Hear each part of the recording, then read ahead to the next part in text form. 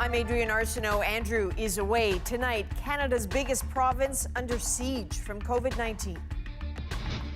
Record infections, record number of ICU patients, and projections, it's about to get even more dire. If we don't change what we're doing, things will in fact get worse. Could Ontario have avoided this crisis? The Conservative leaders plan to fight climate change and win your vote. This is not a tax at all. Of course it's a tax. Will his own party buy it? At issue is here. Princes William and Harry won't walk side by side at their grandfather's funeral. What we know about the royal farewell and the only Canadian taking part. And chasing Gordie Howe. He scored! The NHL player from Saskatchewan about to break one of Mr. Hockey's greatest records. You know, I gave it my all. This is The National. We have always known vaccines would be the path out of this pandemic. But as rollouts begin to accelerate, there's a crushing reality that those vaccines are too late to stop an explosive third wave driven by variants. And in the country's largest province, that reality keeps getting worse. Tonight, CBC News has learned new modeling paints a worrying picture of what could be coming next. Ontario is already setting records for new cases. Look at where the province is now, an all-time high of more than 4,700 new cases today.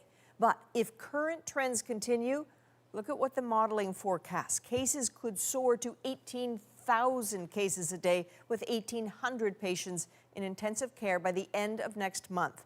And that's with continuing vaccinations.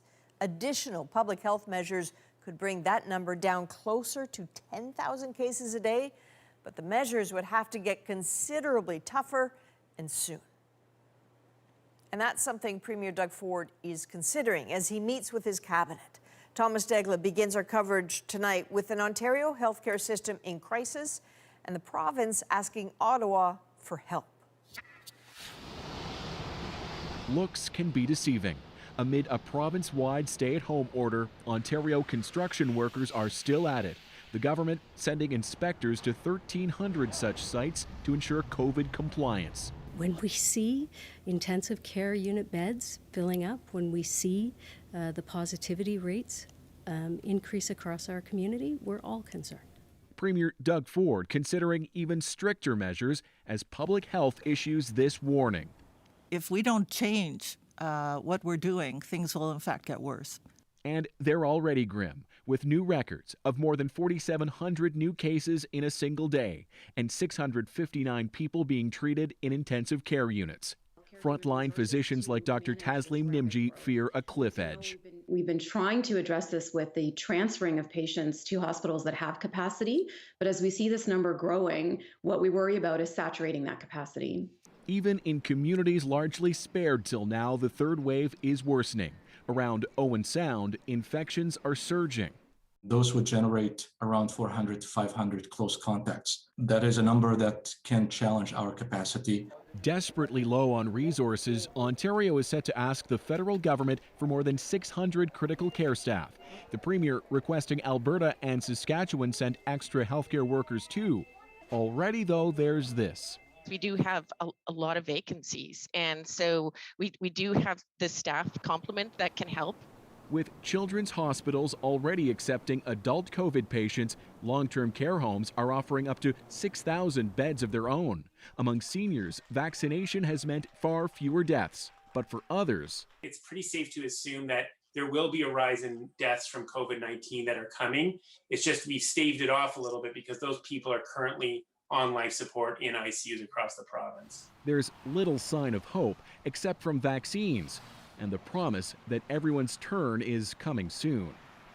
So Thomas, Premier Ford has been meeting with his cabinet tonight. We know they're discussing emergency help from Ottawa and some more restrictions. What exactly are you hearing? Well, there are several options on the table, and it's unclear what they've agreed to at Cabinet.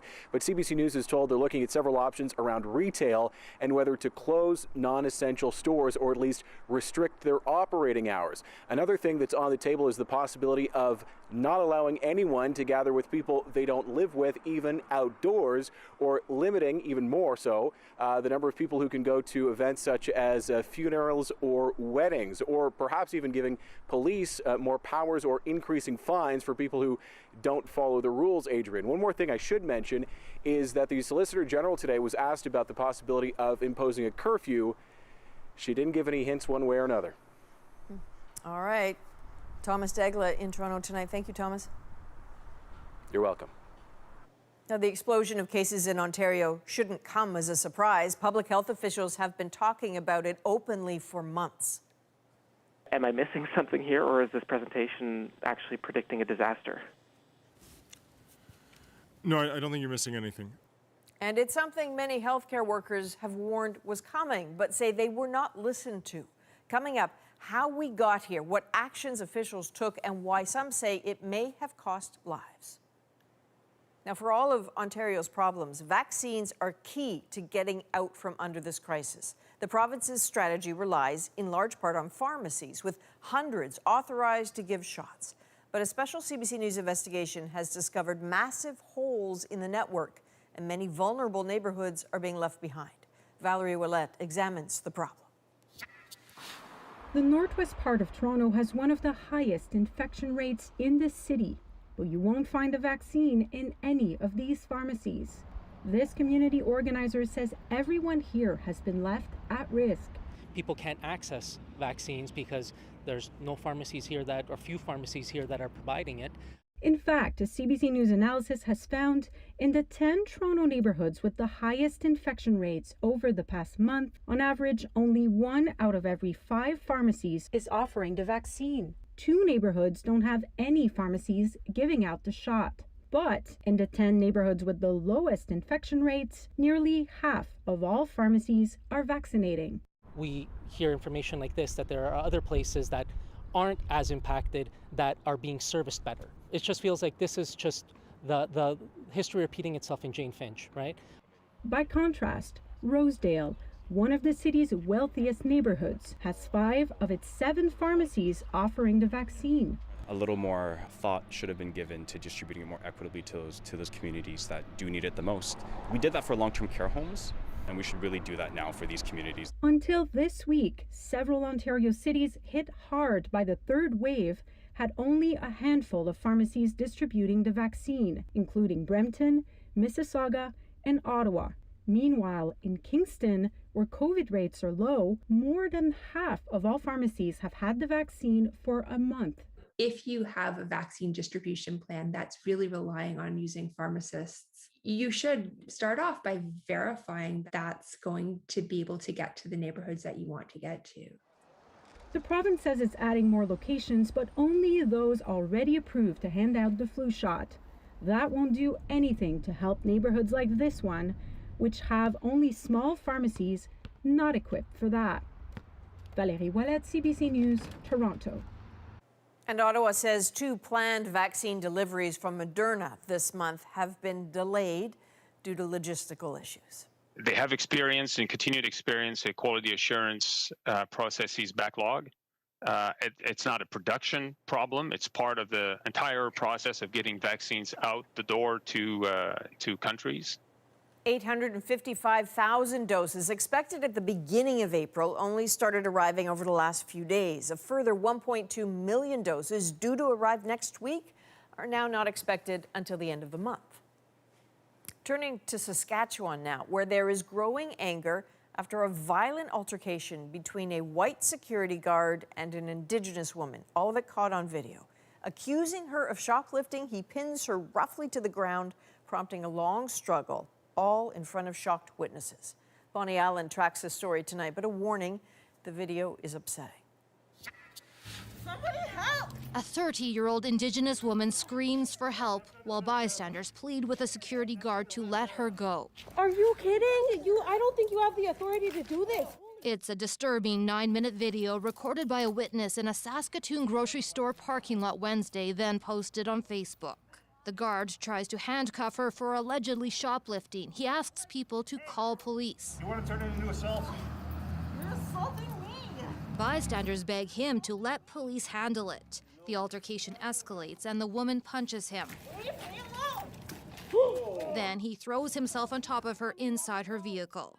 The chief, who represents all the First Nations in Saskatchewan, says the woman is still distraught.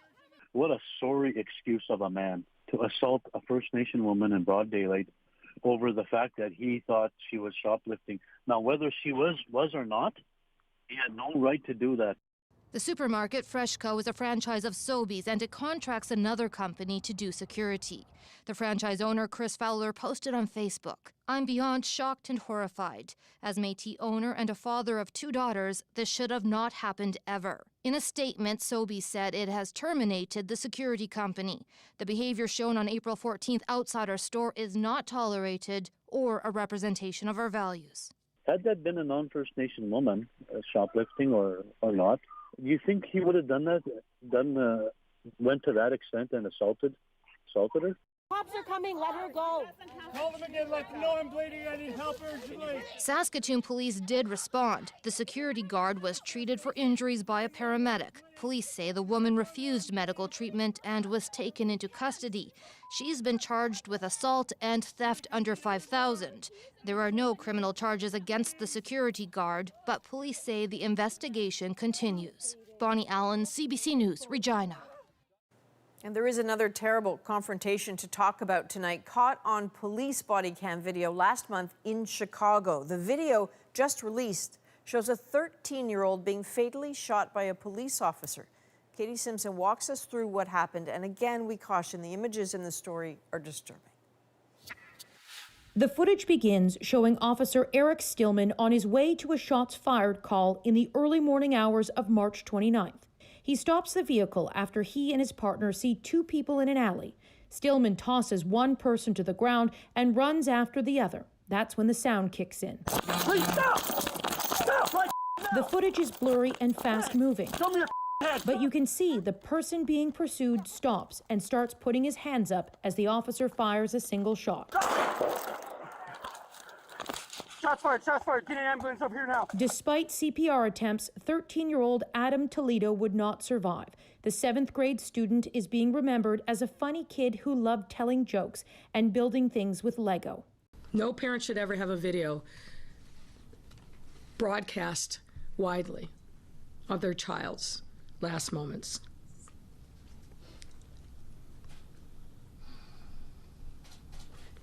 Much less be placed in a terrible situation of losing their child in the first place.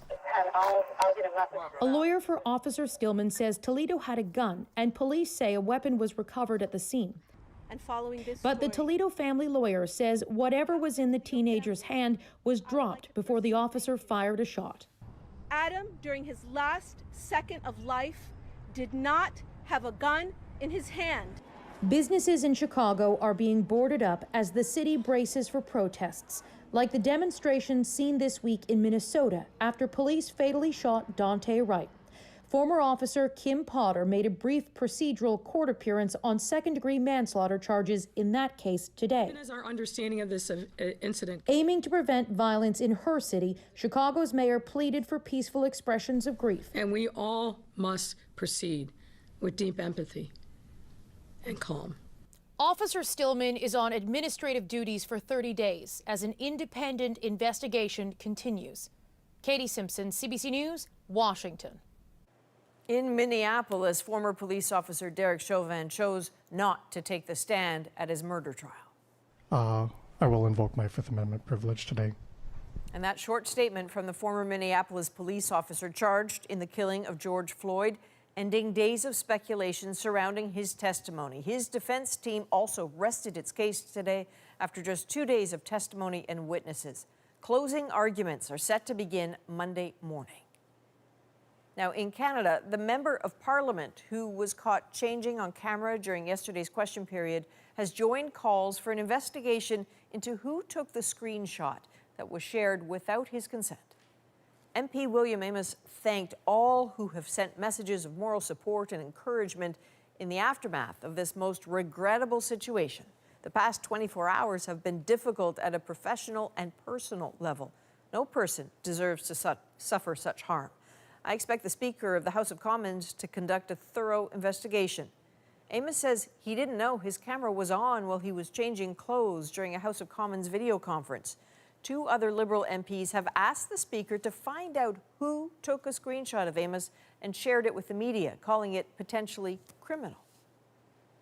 Now, the federal Conservatives have put out their long-awaited climate plan. A party whose base just recently voted against officially recognizing climate change as real is now proposing a price on carbon. Catherine Cullen has the details and the reaction. A serious approach to climate change will present challenges for Canada. Aaron O'Toole chose a dramatic backdrop to insist he's rising to the dramatic challenge of climate change, an issue still divisive in his own party. O'Toole's pitch included more zero-emission vehicles, low-carbon fuel regulations, and shared Canada-US standards for industry. The big focus is his plan for consumers, the personal low-carbon savings account. I think it's pretty innovative. The Conservatives compare it to reward programs like Air Miles. When you fill up at the pump, you'd pay a price on carbon. That money could later be put towards environmentally friendly purchases, from a bike to a more efficient furnace. It's O'Toole's answer to a big political promise. We will scrap Justin Trudeau's carbon tax on working Canadians. In fact, the Liberal plan gives Canadians a rebate they can spend on whatever they want. So why does O'Toole say his plan isn't a tax? Because the savings account would be run by a third party. $0 go to government. This is not a tax at all. Not everyone agrees. Of course it's a tax. It's going to raise the price of fuel when we're at the pumps. An Aaron O'Toole carbon tax with some kind of petro-point scheme where the more you burn, the more you earn. Whatever you call it, I don't care. the question is whether it will get results. And O'Toole's plan to cap consumer carbon pricing at $50 a ton doesn't go far enough for many environmentalists. We need to be getting to a higher carbon price if we're going to be meeting our climate goals. Still, others say there's progress. This is a good step. I think the carbon pricing is a bit of a mockery, but the rest of it, I think there's a lot of meat here. For the first time, he says all Canadian political parties are taking climate change seriously. Catherine Cullen, CBC News, Ottawa. Rosie and At Issue will, of course, have more on today's plan, including how it's being received within the party. That is in about 12 minutes. While the Conservatives have lots of support in Alberta, Albertans don't seem to think so highly of Aaron O'Toole. A poll done for CBC found only 11% of those in the province are highly impressed with him. And Premier Jason Kenney, long opposed to a carbon tax, isn't doing much better. As Aaron Collins found, COVID has stirred up some of that discontent. It's easy to take the political temperature in Alberta. Just pop onto one of the province's still open sunny patios. Most here cooling to Premier Jason Kenney. I thought that he would be a good choice for us, but I think that he hasn't always made the best choices to support us. Those feelings supported by a poll conducted for CBC News. It projects that if an election were held today, Kenney's UCP government would fall. But it is interesting just to see how frustrated Albertans are right now with the current government and how change could be afoot here in Alberta. Just 16% of Albertans say they're very impressed with the job their premier's doing, about the same number that approve of Prime Minister Justin Trudeau's work. It's a dramatic U-turn from just 2 years ago when Kenney rode into power. That night's excitement, today's disappointment. A message brought to the government's doorstep this week. This group upset over stricter COVID rules. Many in the crowd, conservative Albertans who voted for Jason Kenney. Still, political watchers say it's far too early to count Kenney out. COVID handling is going to be critical. Yes, there is an opportunity to turn the ship around over the next 2 years. Back on the patio, some hope for the UCP. The government isn't popular, but for some, neither is the idea of an NDP win. Well, that scares me.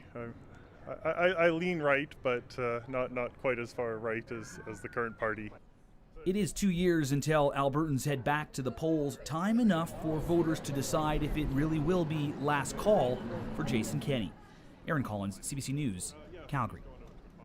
Canada's telecom regulator is opening the door to more competition in the wireless market, but critics say these moves do not go far enough. Jacqueline Hansen looks at what today's decision means for consumers.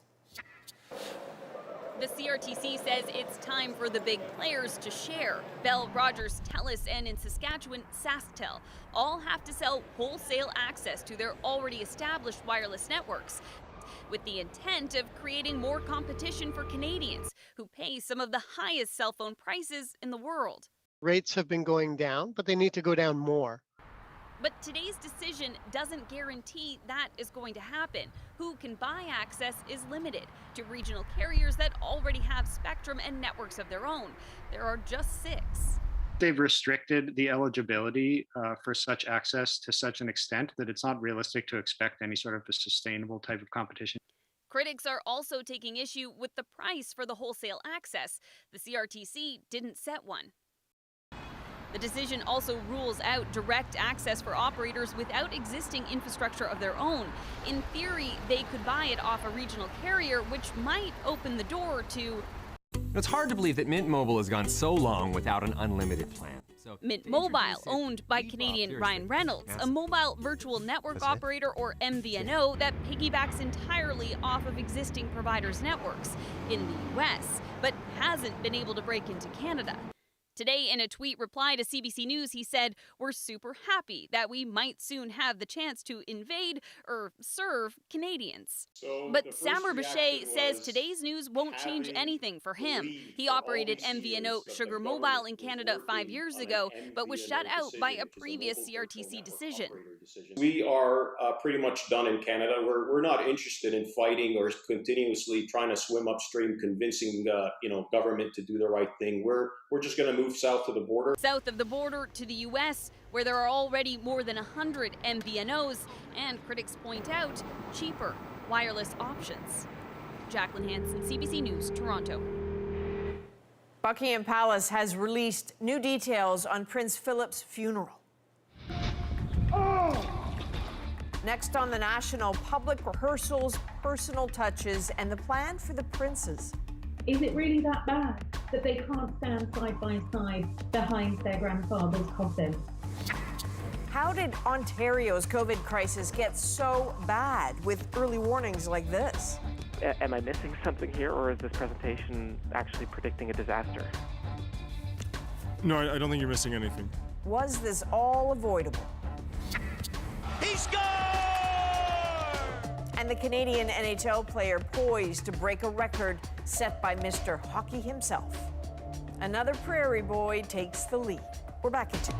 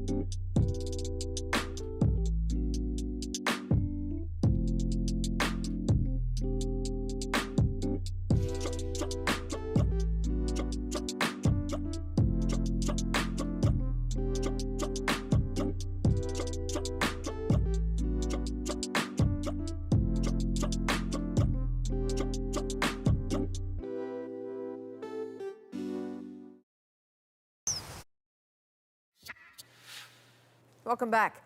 There are new details tonight about Saturday's funeral for Prince Philip, including details about the guest list. Renee Filipponi takes us through that and how the day will unfold. Rehearsing with military precision to ensure everything is in order for the service, which will pay tribute to Prince Philip. The day will be filled with the Duke's personal touches, including this converted Land Rover he helped design, which will carry his coffin. Brigadier General Paul Doyle is the only Canadian taking part in the proceedings. It will be extremely moving. It will be very significant. And everything is done in coordination and the wishes with His Royal Highness Prince Philip. It will be different from other royal funerals in the past, such as the Queen Mother's. There will be no crowds, and no royal will be in military uniform, a decision made by the Queen. She has intervened and made the decision that no one will be wearing military uniform, quite simply because it was proving too problematic. It means Prince Harry won't be the only member of the family not in uniform. He was stripped of his military titles after stepping down from the royal family. There will only be 30 guests inside the chapel, including members of the royal family and some of the Duke's German relatives, all in masks and physically distant. The palace also confirmed Princes Harry and William won't stand shoulder to shoulder during the procession. That is obviously going to throw up a whole new load of questions about the relationship. Is it really that bad that they can't stand side by side behind their grandfather's coffin? In London today, Prince Charles and Camilla took in messages of condolence, thanking Prince Philip for his service, as the family prepares to wish him a final farewell. Renee Filipponi, CBC News, London. And please join me Saturday for special live coverage of the funeral. It starts at 9 a.m. Eastern on CBC Television, CBC News Network, and CBC Jam. A Canadian NHLer is on the brink of hockey history. Ahead tonight, Gordie Howe's family on another Saskatchewan boy beating Mr. Hockey's record. First, though, Rosie's here with that issue. Hey, Adrian, tonight we're obviously going to talk more about the political response to the Conservatives' climate plan. $0 go to government. This is not a tax at all. Can Aaron O'Toole get Conservatives on board? Can he get Canadians on board? Chantal, Andrew, and Althea will join all of us right after this break.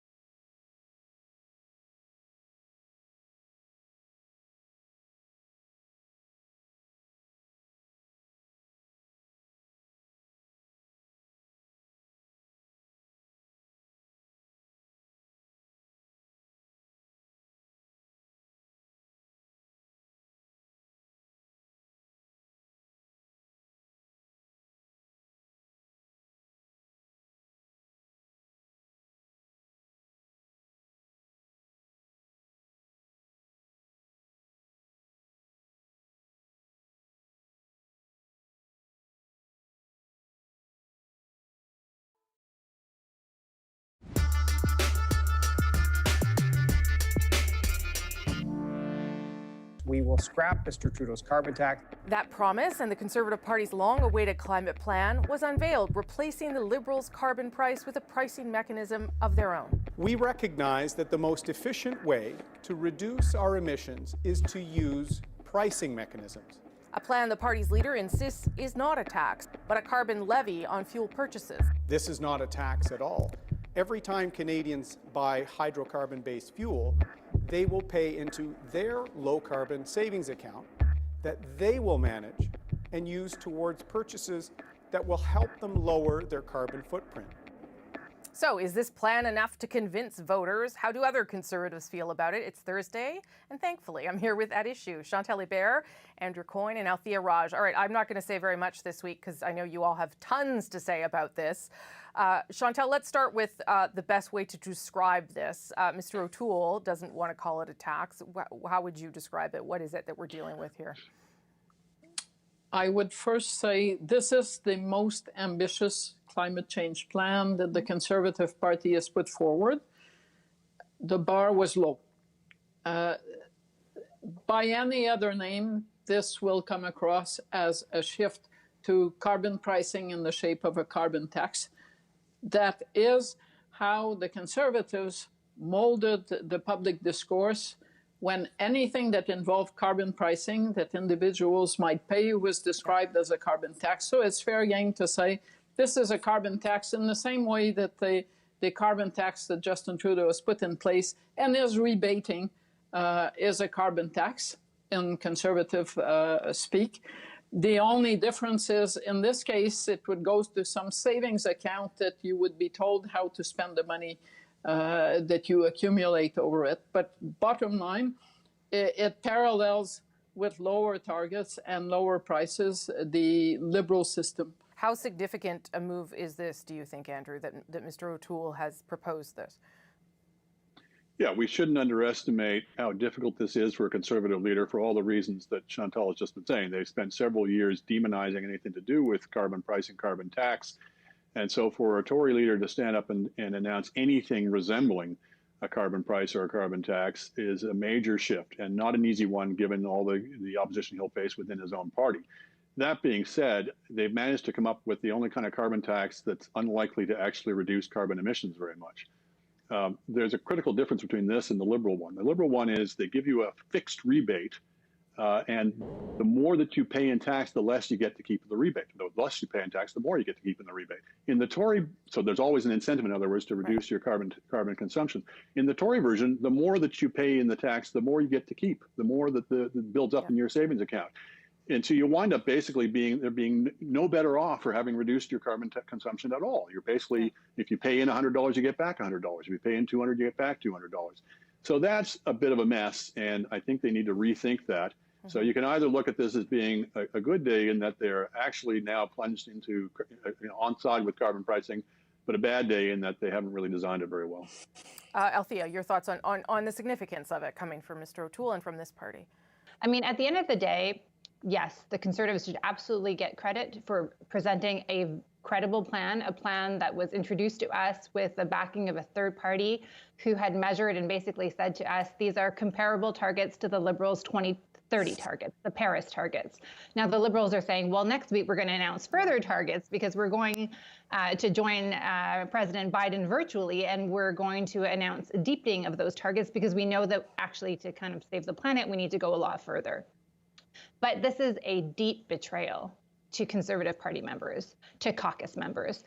I mean, my understanding is full caucus was not even briefed on what was in this plan until reporters had been briefed, and then the details went out to all of the MPs in caucus. From the MPs I've spoken to, their phone lines have been flooded.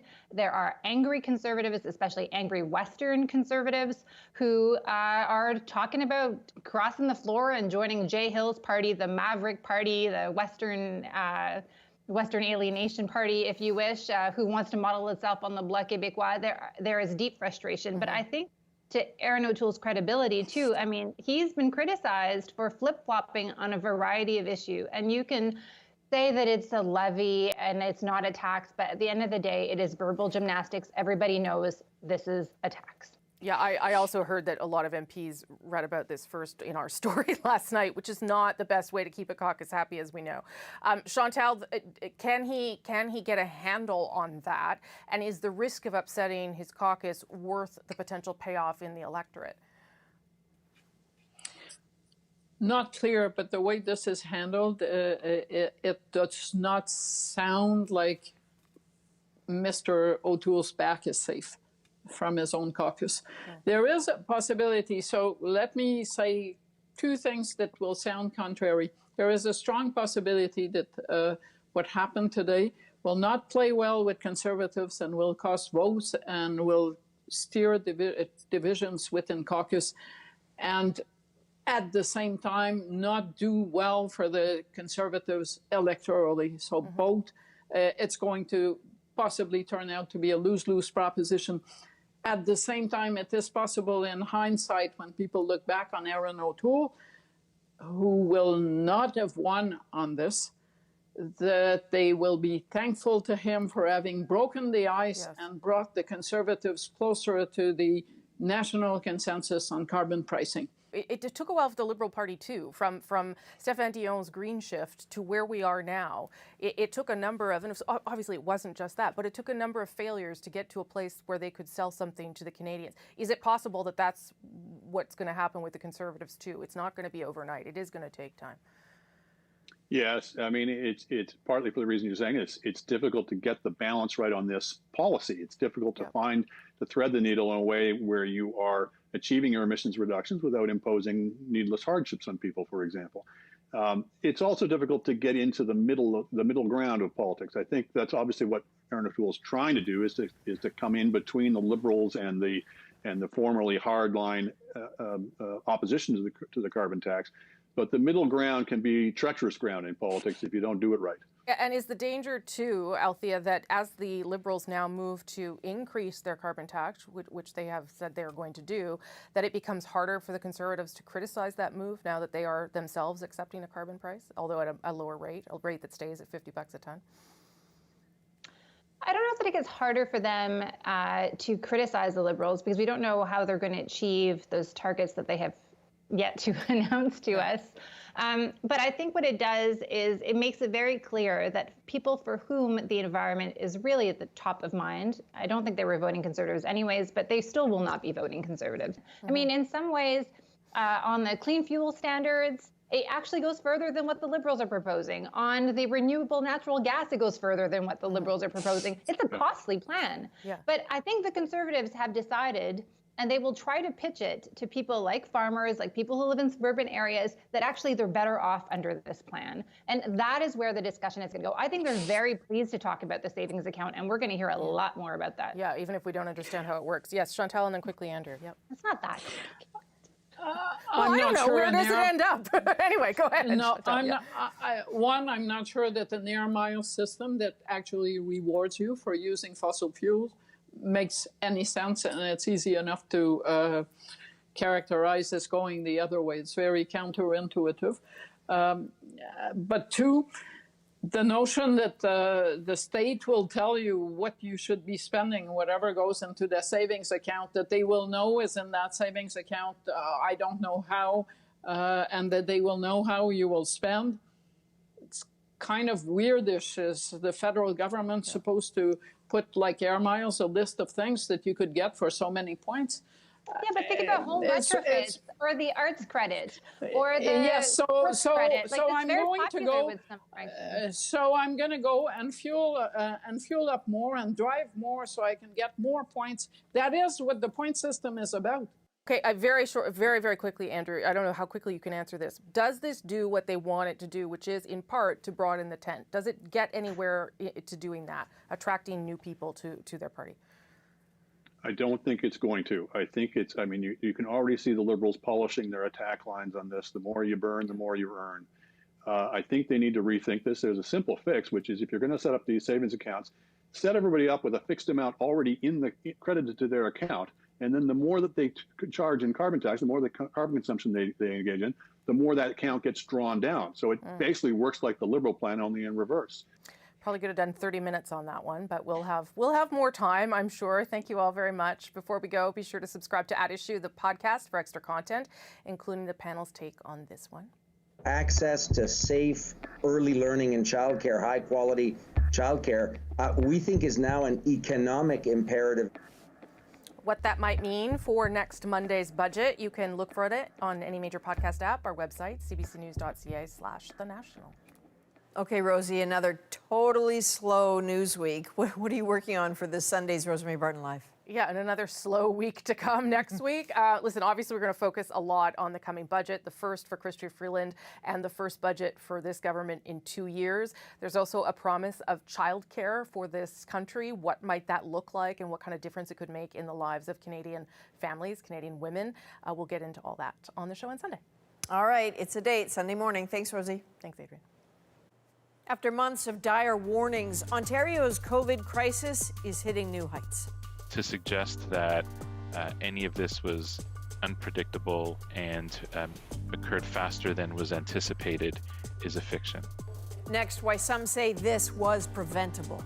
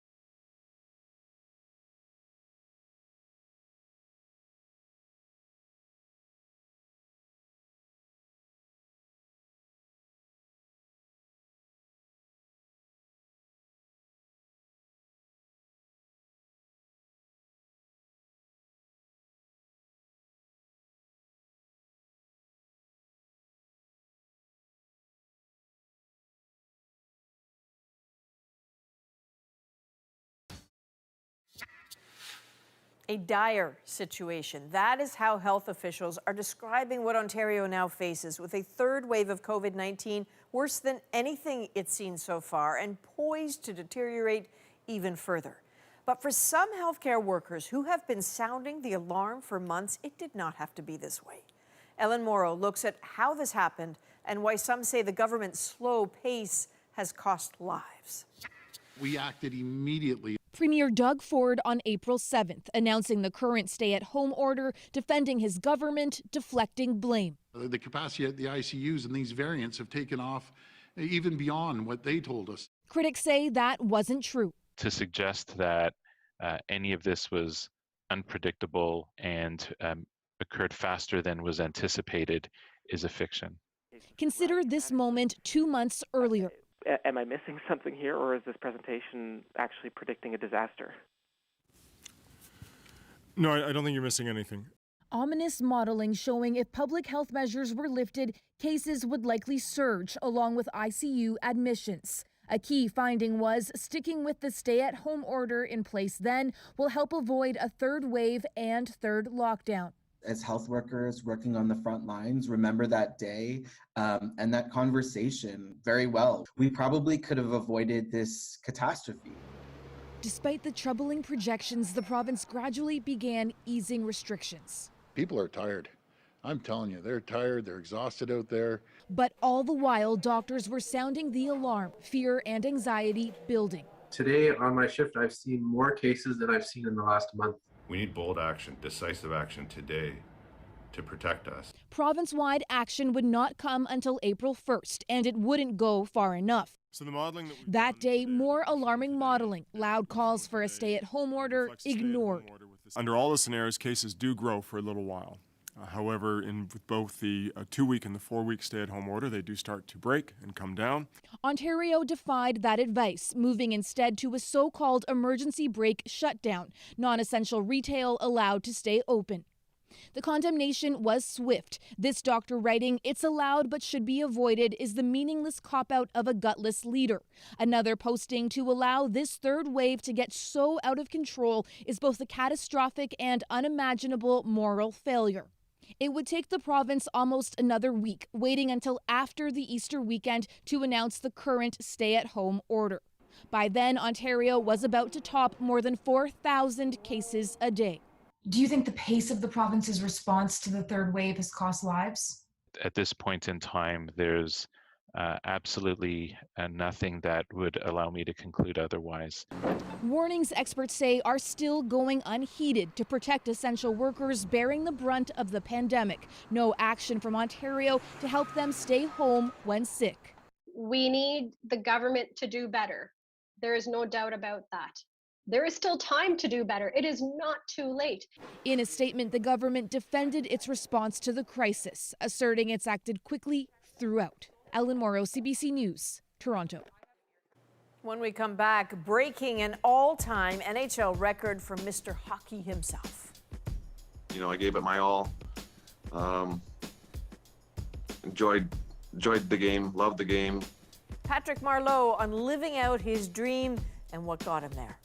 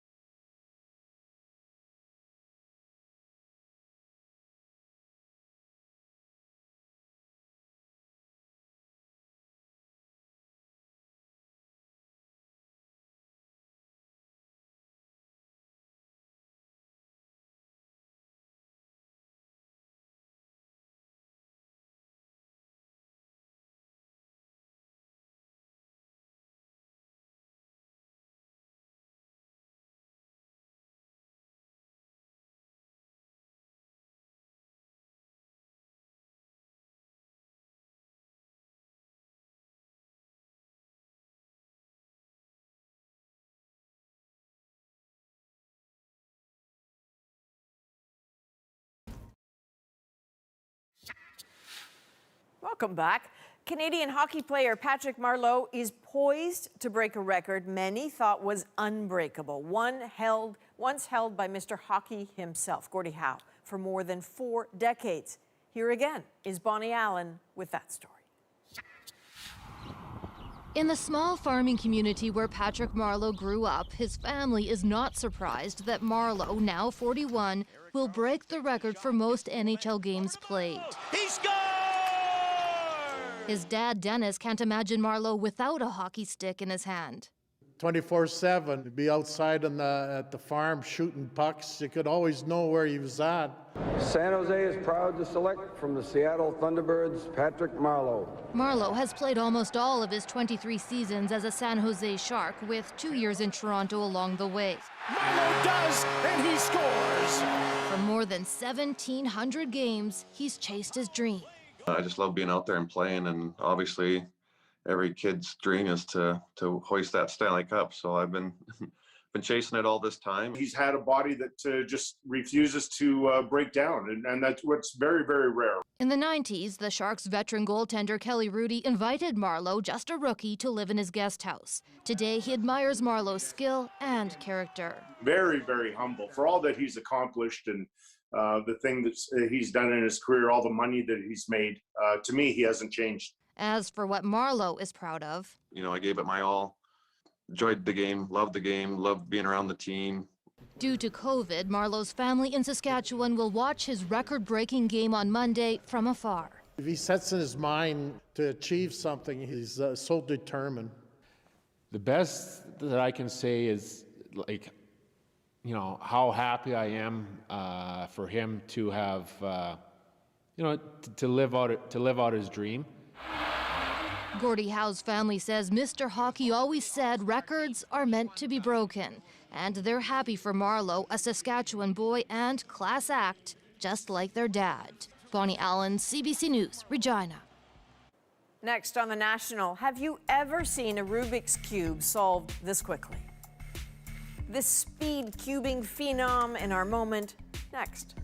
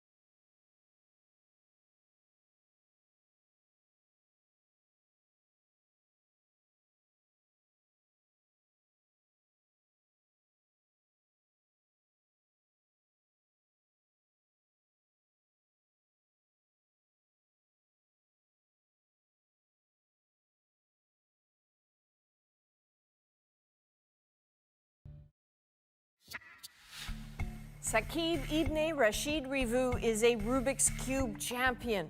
He first broke the record in Bangladesh in 2016. He has since broken his own record 7 more times. Now he's in Newfoundland and has decided to officially retire from competition, but he's still playing for fun, sometimes solving it in only 6 seconds. And tonight he's our moment. I never thought I could solve Rubik's Cube under 6 minutes, and who used to solve under 6 minutes, I used to think them as superhuman, like it's humanly impossible. No one can do that. And I'm the same person who could do it under 6 seconds. I used to practice like 7 to 8 hours a day. It's like a full-time job, yeah. Like when I scramble it and when I see it solved, it's a great feeling. Like every time I solve it and it feels new. Even after 8 years, if I solve it now, it feels like I'm solving in 2013 or 14. Keeps me juvenile, you can say. I'm just performing the algorithm and it's solved. Rubik's Cube help you think rationally, because whenever we're solving, and definitely the hand-eye coordination, it's very important. There are problems in our life, we can't fix it. So I make problem and I fix it in Rubik's Cube. I love this thing, so I'll have to show the world that how much I love it. He's amazing. I hated it. The only way I was able to do it as a kid, a little screwdriver, little hammer, break those pieces apart and put them back together. Not proud of that. That is a national for April the 15th. Good night.